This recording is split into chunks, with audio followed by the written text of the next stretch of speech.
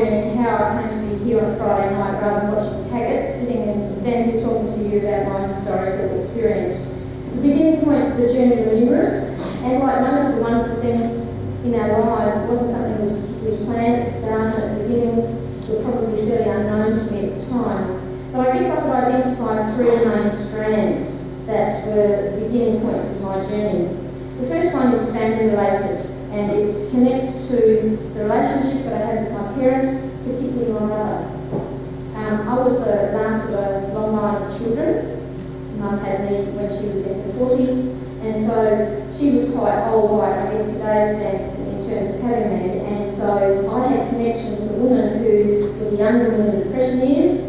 She was married as a war bride in 1940, and she had all the stories of her grannies who lived with her in Norwood, and they of course went back to the 1880s. And my mother imbued a lot of those stories onto me, and being a great storyteller as our family, I never forgot any of them. The one story that stayed with me was the story she told me about her uncle, and that's the second strand of the story, and a man called Martin Needle. My mother, like most women in that era who went through the war and the Depression years, faced a lot of adversity, and like a lot of women at her time, she was a fairly no-nonsense sort of number, and regarded people who were depressed as being very self-indulgent. So you didn't have time to be depressed, you just got on with a few things, and so that was my mother. And so this woman was a woman who I never saw being very emotional about things. I guess with 5 kids and running a dairy farm and 80 cows, she didn't have time. And so I never ever saw tears in her life except in one situation. Not even in the situation when she talked about my sister who died of encephalitis. I never saw my mum cry about that, probably because she never spoke to me about that because she probably couldn't. But where I did see her tears was when she spoke about her uncle. And this was really intriguing to me because she only knew him when she was 3.5, and he went off to war. And so she only knew him for 3.5 years. And then in all of those years, right through to her final years, and she passed away in 1995 at the age of 82, she never forgot him. And those tears to me were just such a symbol of what power he had in her life as this young 3.5-year-old. My fascination grew with this story, and so in a sense he became the beginning of my journey into the story of the First World War. And he left a trail of sadness and grief, like all the 60,000 of the killed in actions and who died in the First World War in this country. There are 60,000 Martin Eagles out there, 60,000 families, and we're not even talking about the 180,000 soldiers who returned, who were wounded, and that's another whole big story. But certainly those who died, the trail went on not just for that generation, but for generations beyond. And I guess as a history teacher, this had always fascinated me. The third strand to my story is to do with timing. Sometimes things just happen in our lives, and they're not planned. Sometimes they're the worst things that ever happen in our lives, and they're not planned. And some of the best things happen. And if we're lucky enough, they all happen at the same time. They come together at a point, and then something happens and your life changes. And that's what happened to me in 1999. You may have seen the ABC's Australian story with Geraldine Booth, where she featured Mike Goodwin from Mackay North High School. And he told the story of his students going to battlefields of Turkey and to France, and how they traced the stories of 98 soldiers from the Mackay district. And as I watched this story unfold, I actually watched my fantasy on television and thought, wow, this guy's done what I thought was impossible. What a fantastic school trip. Let me just tell you, doing school trips is another nightmare in itself. Even just to take kids to Burra, you seem to have to sign your life away, so taking them overseas I think is only for those who are mentally insane. So I contacted Mike and I spoke with him, and from that point on our friendship began, and it continues to this day. We're actually going up there this July holidays to spend time with Mike, so that has been an outcome from that particular piece of timing. He was of enormous benefit and gave a huge encouragement for our school to do what his school had done, which was a commemorative project, not just a trip. It wasn't just getting in a plane and going and looking at graves and doing a bit of stuff in Paris and then going to London and doing some shopping. It wasn't like that. We had a mission. And our mission was to photograph the headstones and memorials of all of the soldiers whose names have been given to us and whose research has been done on them. If that's a sentence, I'm not sure. Never mind.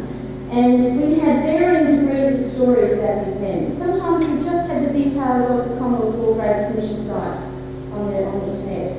In other situations, we had huge documents about their life story and their experiences. And what we did, every person on the tour took responsibility for their soldiers. And of course, some of them were relatives. And when we got to the graves of these soldiers, the person who it was their soldier would talk about the soldier and share with the rest of the group what they knew about the soldier. And Jane over here, her son had 30 soldiers that he had researched, and they had all been to school or had some connection with his hometown, and that is Handel, the German town of Handel. And so Ben's story in itself is a journey which I'll share with you after we watch the video. So Remembrance 2001 was born, and we had 18 months of insane fundraising and things to do with people get funds coming out to all sorts of quiz nights and buying wine and being harassed constantly to open up their wallets. In 18 months we put $24,000 together in a community that is not overly rich. We were a very mixed socio-economic group, and we had a number of people in our group who were on a pension, and so it was a huge commitment to take these kids overseas. None of them had travelled before overseas. Some of them had never been in a plane before.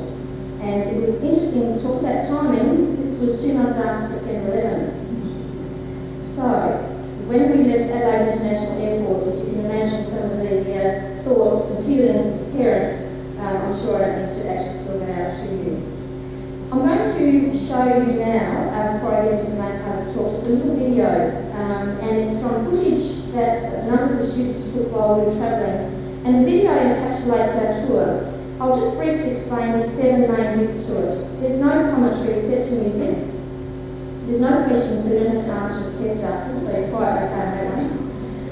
So just you just sit back and enjoy it and soak up the atmosphere of what we experienced on our 3.5 weeks away. The first part is at Adelaide International Airport, and one exit point, which was quite interesting. We're going to Channel, where there's just 54,000 airport sections to leave, so our kids are islands sort of like this. And then we go to the wonderful, wonderful city of Istanbul. Man, what a place. That is the most amazing place I knew. 14 million people all in one spot. They drive like maniacs, they're all out the road at the same time. They all want to be first. So it's a bit like the Italians. They drive with their hand on their horn, their foot on the accelerator, the other one on the brake, and then they head out yelling at you. So it's certainly an experience, Istanbul. A wonderful mixture of poverty against richness, against culture, against east meets west. I know it sounds like a cliche, but Istanbul really is like that. You see the turbocharged Mercedes going down the main road next to the donkey cart and stuff like that, just like that all the time. So you see the wonderful Grand Bazaar and us kids shopping and all that extraordinary scenes. And then we cut to the main thrust of our trip, which of course is the commemorative part, and we are thrusting to Anzac Cove. I've said this before, but it's true. When we were there, time just stopped. I have no idea how long we were there for. It was one of the most surreal experiences of my life down there. I guess because I've read so much about it, taught so much about it over the years, and on an intellectual level, to actually be there in that place just got me to my core. And it affected all of us like that. And of course, you have to remember that at this time, America had just invaded Afghanistan. And so we were travelling, our age group were 18 and 19-year-olds, and our boys in that age group were the same age as the young Americans going off to war, and many of them older than the graves we were about to look at in Anzac Cove. So our boys on the trip, it was a fundamentally life-changing experience for them because once again, timing. The timing was all important here. The world was a very uncertain place. We did not know what our country was going to do. So off we go into the heart of all of this, and it was a very confronting experience for all of us. We then thrust onto the western front to a cemetery called Adelaide Cemetery at Return, and it's actually the place where the soldier was taken from, the Tomb of the Unknown Soldier in Canberra. There's a headstone marking the place where he was disinterred from. And then, of course, Lennon Gate in Ypres in Belgium. I don't know whether you are aware, every night since 27 or 29, I always get them mixed up, they have a ceremony called the Last Post ceremony. Every night that's been going on, except the period of Second World War, and they have a ceremony where the retired fire brigade, I think, gentlemen come out and they play the Last Post, and they commemorate the war dead from the First World War. And they have special groups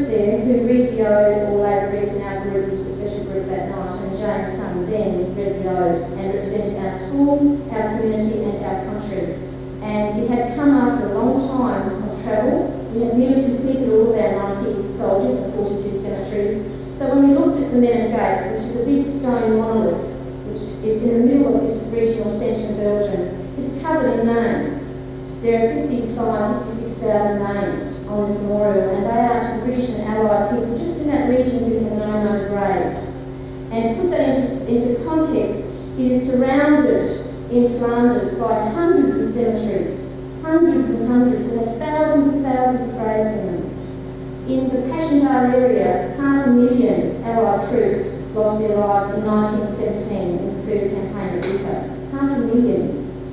And so the Menin Gate is just one of many memorials. And when we were confronted by it, it wasn't just a stone memorial with names on it. Our kids were there reliving our soldiers, our REMEMBRANCE 2001 soldiers. And it was a defining moment of our tour. And in the book, the kids actually talk about that. And one of the things I'll read out to you after the video will be one of the boys' responses to being there. The last two little scenes, one is a Villers-Bretonneux school in France, where they commemorate Anzac Day every year. Villers-Bretonneux was completely flattened in the war. There was only one building remained, which was the chateau, and that's just in ruins. Rebuilt in the 20s, was not affected in World War II at all. None of the headstones and none of the memorials were wrecked in World War II, yet that was an invasion went through there yet again. Villers-Bretonneux was completely rebuilt in the 20s, and the school was built from the funds from the Victorian government and from a fundraising campaign for kids in Victoria. And in the courtyard, it's got a big sign which says, "Do not forget Australia."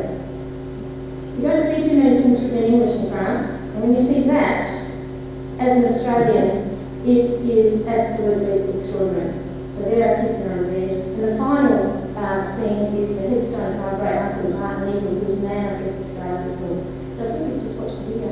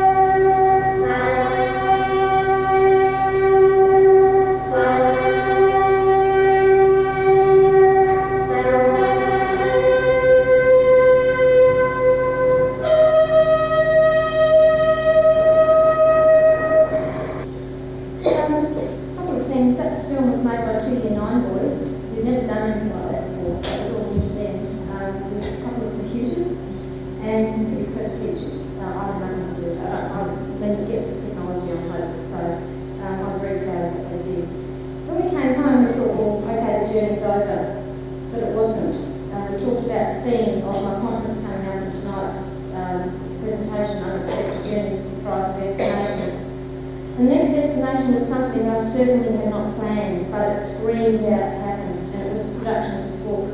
I think my husband had known that I was going to do that, and we talked to people on the spot, but that's another story for another night. We are still married and he's still there, so there we go. The trip is one part of the story, and obviously what we did is I got everybody in my very bossy fashion to keep journals every night, and they didn't actually thank me very much for it at the time. And as you can imagine, it was a pretty packed journey, and so we cracked the whip and out we get. But it was really important that they wrote at that point where they were, because when you come home and you synthesise material and you've spoken to people about it, it doesn't have the immediacy when you're actually there on the Western Front. And some of them actually wrote their journals on the bus as they go across the Dardanelles, and you can't recapture that. And so their writing, when I opened their journals, and I told them that they would be giving me the journals back, and I knew they were telling the truth when they got stuck into me in the journals. They told me I was bossy in Paris, so I knew what they were saying was true. And I read this stuff, and I thought, this has got to be published. This is more than just something for a school newsletter. That was the original original intent. We published little snippets in the school newsletter. I thought, no, this has got to go further. The other thing too is the soldiers' stories. We collected huge amounts of primary source material from people. And their stories, I could see myself using in the classroom, and I wanted to have it together in a contained unit. And that screamed out to be published. And of course, that is Reginald Harrington, who I refer to at the end of my talk. So the book kind of evolved. So I went to the school council and said I had this idea. Would they please lend me $22,000? Which was interesting, but it's very hard to get short at times because we don't have money. So as you can imagine, some of the other faculties are very keen to see what happened. I promised them I'd pay the book off in a year.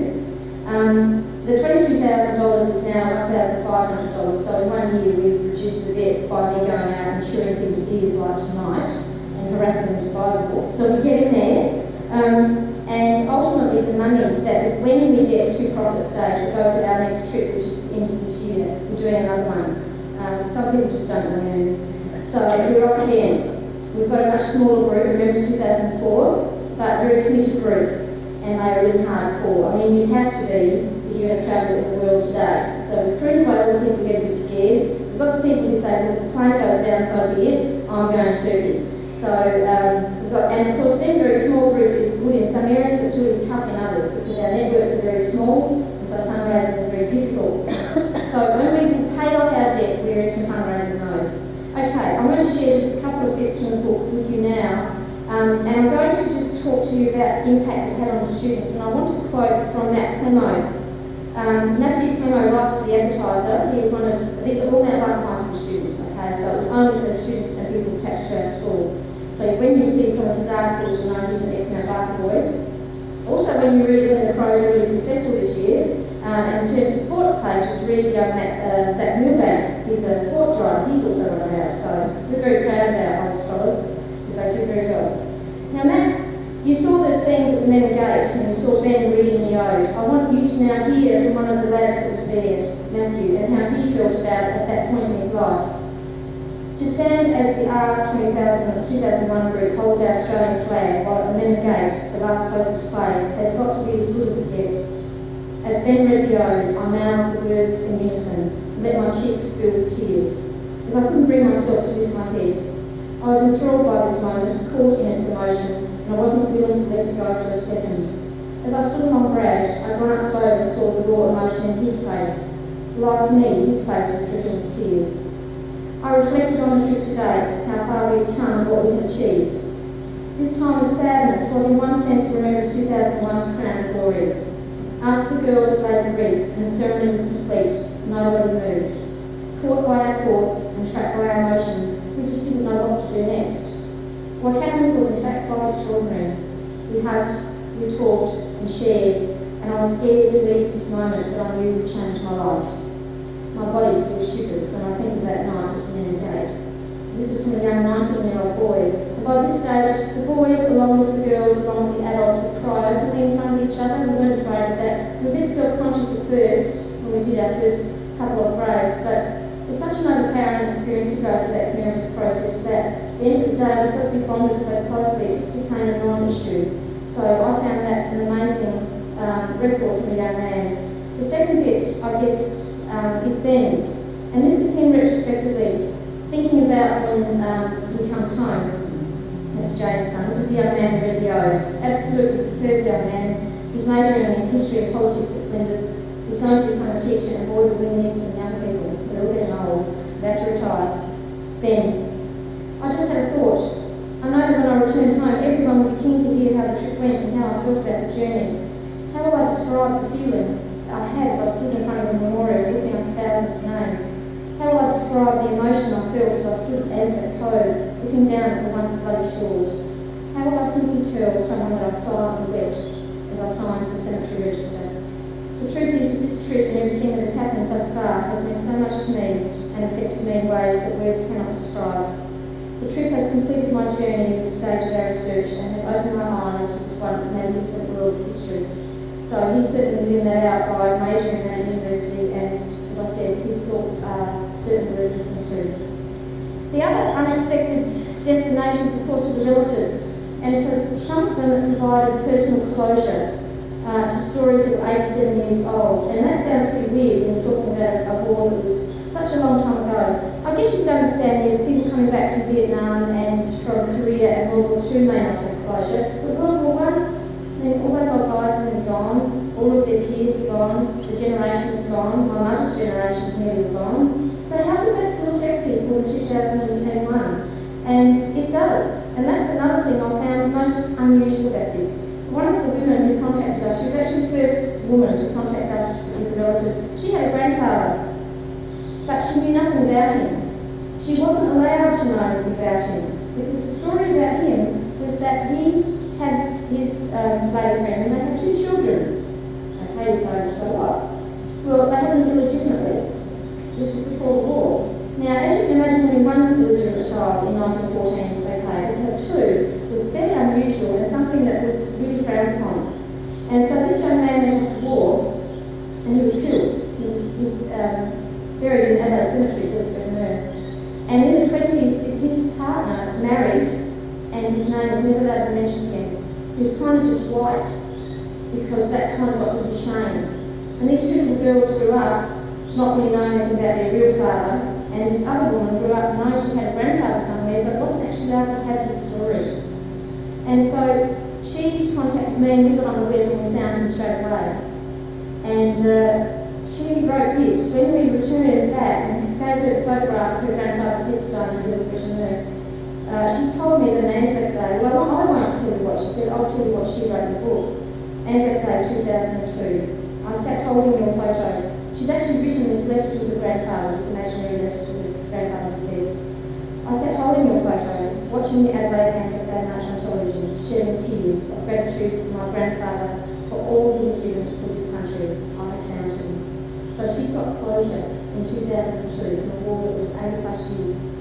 Another person who got closure was a lady called Cynthia Tristram. Some of you may know her from the Torrens Historical Society. And in the book there's a photograph of her mother, Gladys Smith.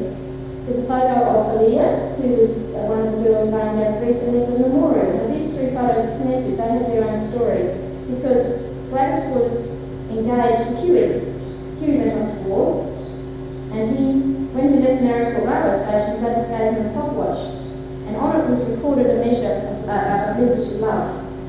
And when he went over the top, Cosier in 1916, he said to his mate, if I don't make it, will you please make sure that the clock watch gets back to Glad. So he went over the top, August 4, a horrific hill called Cosier, and those of you who know statistics will know that in 7 weeks, 23,000 Australian casualties occurred in Cosiers in 7 weeks. I think there are about 8,500 killed out of those casualties. The same number that were killed in Liverpool over 8 months in this muddy bog on the sun. So Huey was one of those that got knocked. Well, his clock watch came back a year later through Red Cross to his lab, and it was returned. And I've seen that clock watch, and Cynthia was very kindly come into our school and shared that with our kids. And her request was that she have her photograph of her mother be laid in the mud of the Somme at the windmill position at Cosiers, where we think he was killed by one of our students, Leah.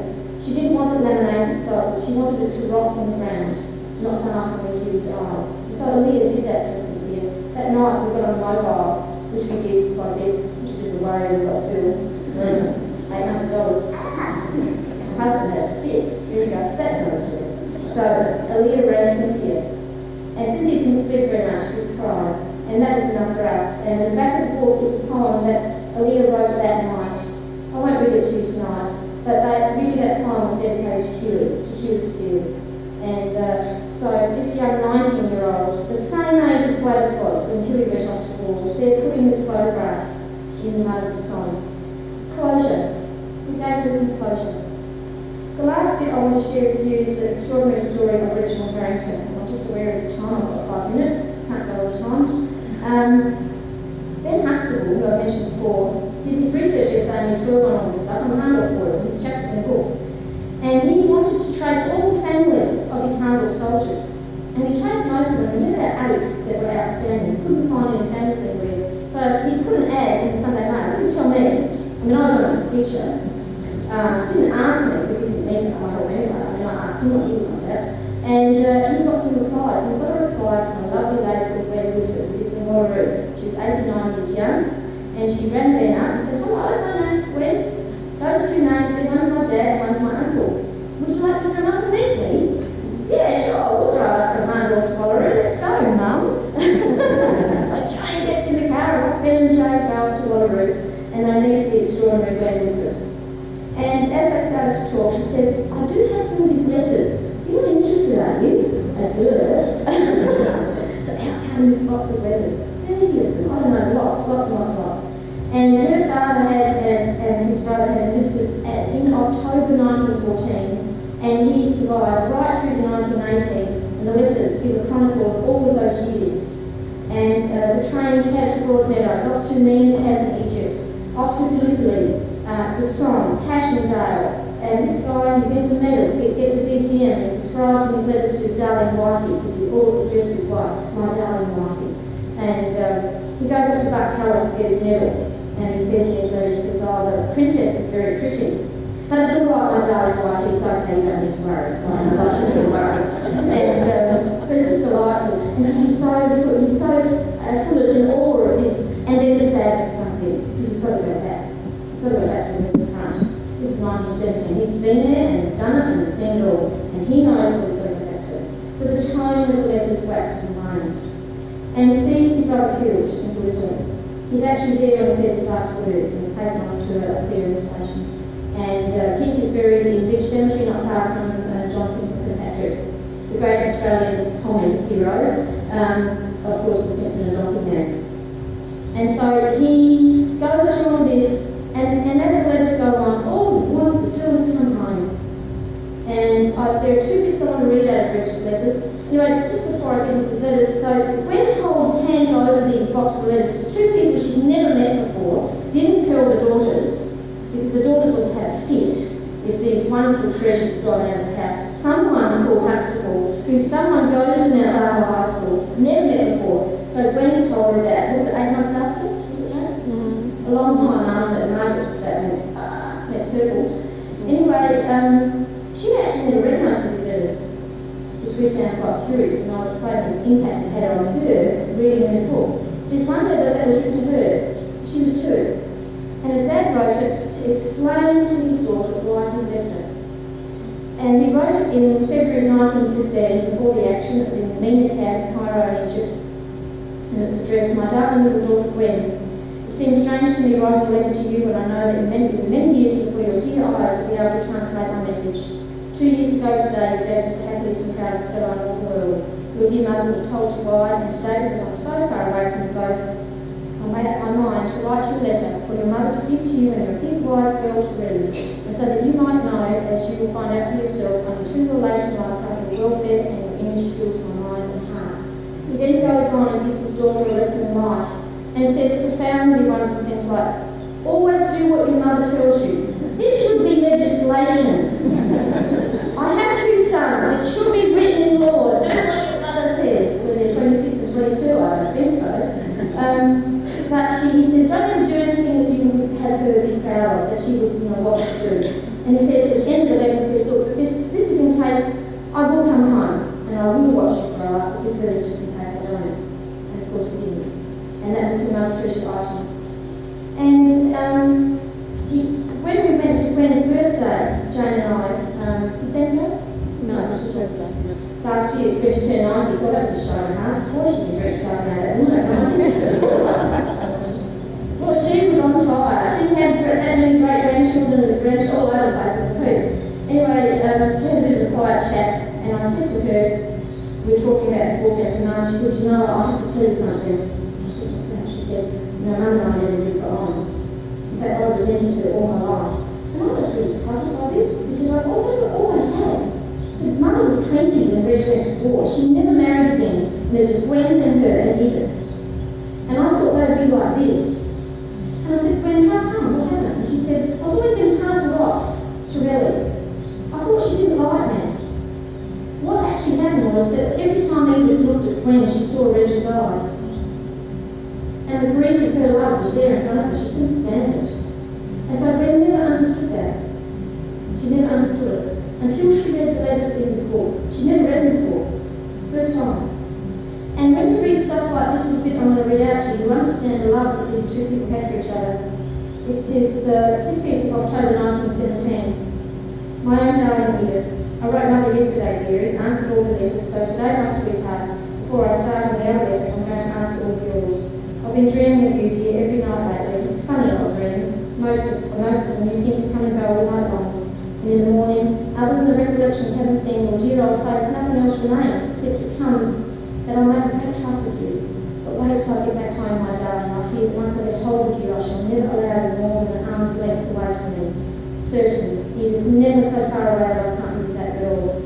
I always harp on the same old thing, dearie, you know. When I get back home again, it does me good to believe that some day I shall. For if I did not have that hope, and the hope of having once again your own dear sweet self and my darling baby, then things would be bad for me indeed, and life would be useless. When Gwen read words like that, she understood why she was being passed off to Reece. And she had closure. And she said to us that night at the party, she said, after that fifth Chardonnay, she said, I'm going to die happy now. I've let all that stuff go about my mother. She said, I understand. This passionate love affair they had. And it's through these letters. So not only these letters are chronicle of this passionate love affair, but he also is very detailed in his account of what he experiences. So they are truly special. I've read lots of World War I letters and diaries over time, Bill Danish stuff, all of that. But I've never read a collection of letters which are so romantic and also so detailed. And for me they are very special. So closure. Now, talking of closure, I'm going to wrap it up. The last two thoughts I want to leave you with. First of all, I've talked about the student conference, and the last two things are really about what I'm on about, and that is two things. Improving student learning outcomes. Okay? I teach because I love young people. The things that drive me nuts about the job are the jargon, the rubbish, the paperwork, and all the stuff that adults do. Young people don't do that. It's wonderful, and I get great joy from working with my young people. So the conference is for them. So once again, if you can push my conference to people you know who are in schools, get a brochure of that tonight. The book sales we've mentioned, we are going again, remember 2004, and our special focus, and we're going to be doing soldiers again, so if any of you have any World War I relatives who died in the war, your families never visited their graves, we would consider it our honour and privilege to photograph the headstone for you. We've got some forms on that here also tonight. But we're going to visit the burial place of 4 Narrabri soldiers from what used to be Point McLean Mission, the Narrabri Anzacs. And the other strand of my history is Aboriginal history. And one of the girls did their essays last year called the Narrabri Anzacs. And we intend to get permission from various authorities to take soil from Rowton or Capcura, we haven't decided yet which, take it across to Belgium to where Rufus Gordon Ridley is buried, east of Ypres. 2 names are on the end gate, and then there's another Aboriginal soil that was written over. There's only one grave. And we want to place that Aboriginal soil in that Belgian location, and we want to bring the soil from Flanders back to South Australia and make a special place for it at Capcura. As you can imagine, that is going to be a nightmare, because we have to deal with governments, and they're always going to worry. But we'll do it. We'll make it happen. And why Camp Coorong and not Broughton? Well, because Camp Coorong is an educational centre where lots of schools and kids go through all the time. And we want them to know about the Aboriginal soldiers who went to that war as well. Because that's the untold story. They were the non-citizens who put on a uniform, went off, they were paid the same rate as white soldiers. They had the same conditions in their war uniform, they died the same, they suffered the same. As soon as they came home, they then had to get permission to marry, they didn't get paid wages, and they had to ask permission to leave their mission. God takes a much loved son and brother from our home, but not our hearts, a memory that will never fade. Thank you. Now, we have some questions for Judy, please.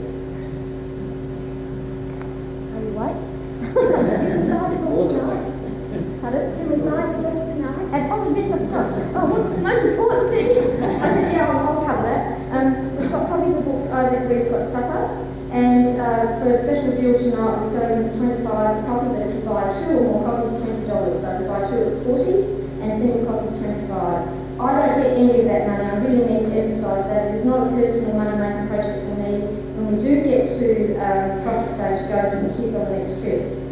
you know a wealthy businessman wants to sponsor us, I've got my card here. I'll happy to give it to you.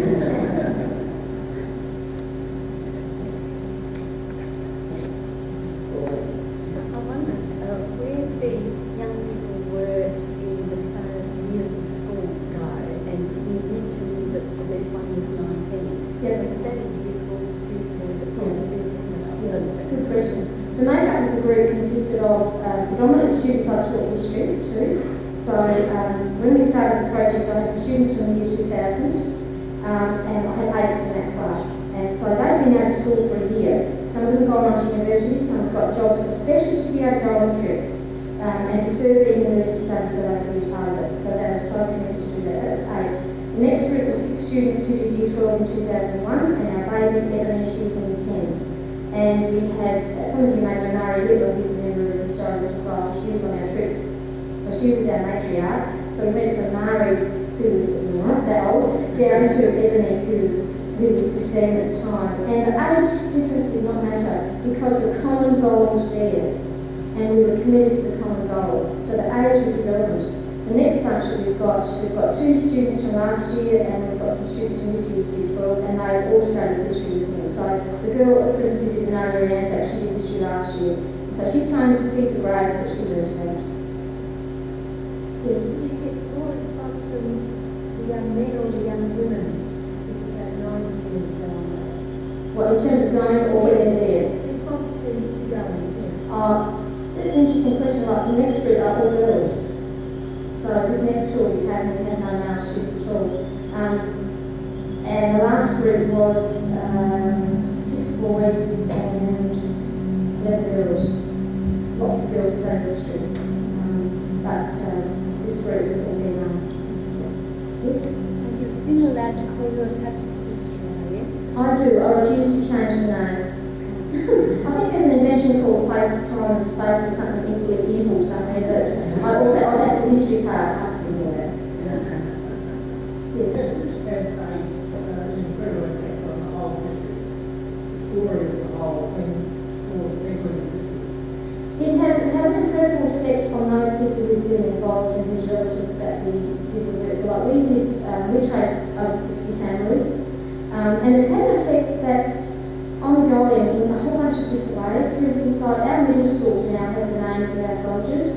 The kids in our school decided when we invented our middle school, and to those of you who are not familiar with that terminology, it just means the babies in high school, year 8s and 9s, first year, second year high school, okay? And so we had 3 sections in our high school, and 3 learning centres, and they had to invent a name. I suggested Prosciutto, Smart and Taylor, but they didn't know that, but there you go. And so we put it to the students, what do they want their learning centres to be called? And the students, and this is why a very strong majority, wanted them named after students who'd been to our school and went to the war. Because we had 5. The first 5 soldiers' names are 5 named after high school students. Because our school started in 1909. And so our middle schools were called Woodland, after Keith Woodland, Bradford, after Clement Bradford, who actually was decorated, and John Ashurst. So Ashurst, I teach in Ashurst Learning Centre, and our special school now they're named Mitchell after Harold Mitchell. So that's a permanent record in our school. The families that it's been extraordinary. We've had lots of contact with community. I've done probably 30 of these over the last few years, and I've had kids speak at these sorts of functions. So yes, it's ongoing, and those ripples just keep going. Any other questions? Yes. Did the whole experience cause the students to reflect at all on the warfare as a way of settling disputes and then absolute carnage, and they could relate to these young people? Did they question about why they went in, whether it had been a good idea or not? Definitely. At night all the time. Because one of the people that showed up was Lyle Hampton, who's actually, he and I talked about that, he's a retired student counsellor. He was called up to go to Vietnam, and he didn't pass medical, and he was a pacifist, and he had very strong feelings about the Vietnam War because a number of his mates were conscripted and killed. And so they would get Lyle, they called him Papa Lyle, and he was 57, 58, so they kind of adopted this guy, and he died, all the boys just daughters were dead. And they talked to Lyle all the time, they talked about Vietnam, and they talked about the current situation. And the views were varied. We had a mixture of views. We had the view that yes,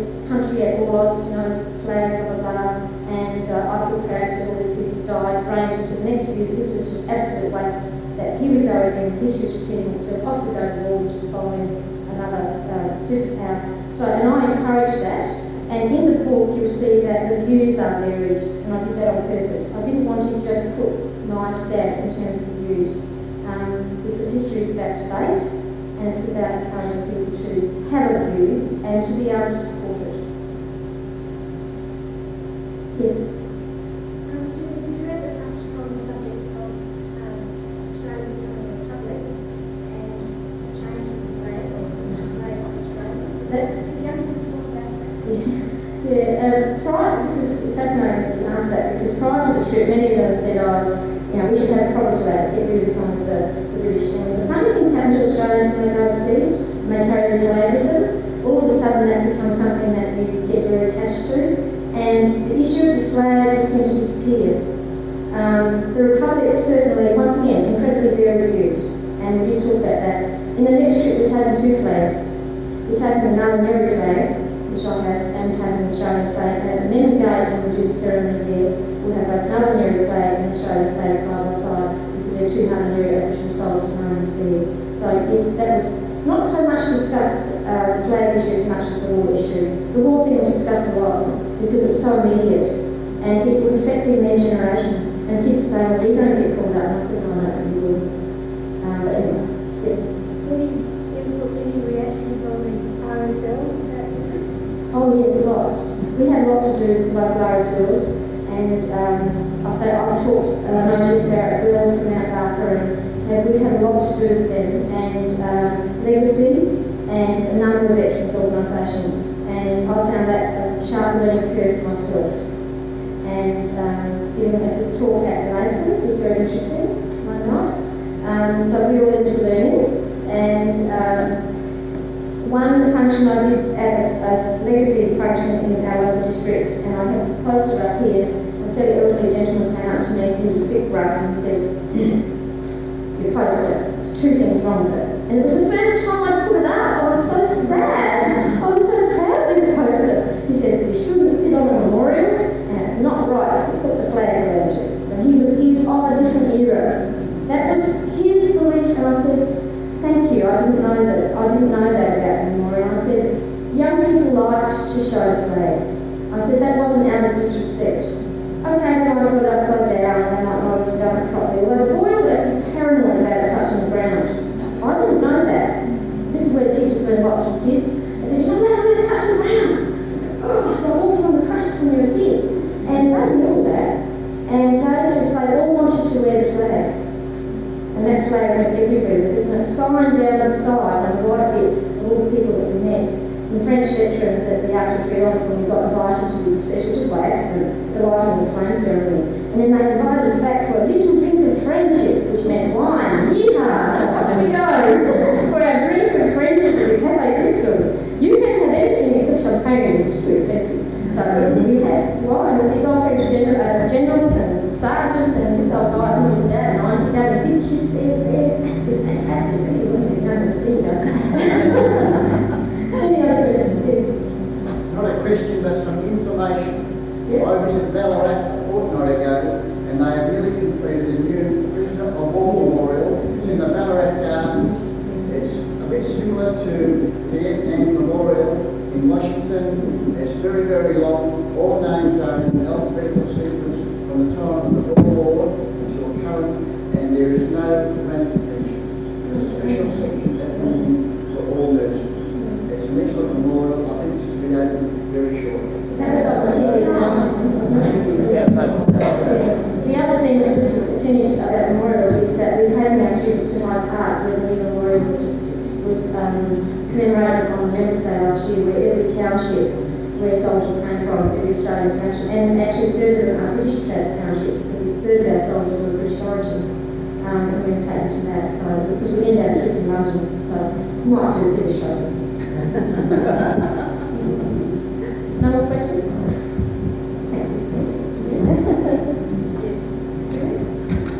Oh, sorry. Oh, Joe. Sorry. Yes, Joe Gimmel. I know Julie. She was a perfect friend of mine because her students researched my great-uncle. and I knew nothing at all about migration, absolutely nothing. It was a fabulous journey to travel on, and I have to thank Julie for such a lot. And I can tell you there is absolutely every opportunity that you can have the same wonderful surprise as I did. It's well worth doing that kind of research. And I have to thank Sadie for such a lot. Thank you, Jo. And Jo's one of my guest speakers at my conference. Well, thank you very much, Julie. I was kind of hard to sum up and give a vote of thanks, and tonight I think, I address to you and to Jane, I think I can only make three points.